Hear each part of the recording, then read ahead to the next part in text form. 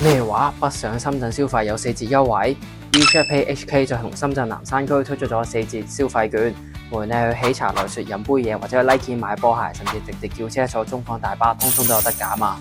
今次嘅門檻比第一期提高咗，消費滿30蚊先可以減15蚊。每個星期5至日10點4點都會派，拎咗之後7日有效期啊！但出發前記得要做咗呢個準備先。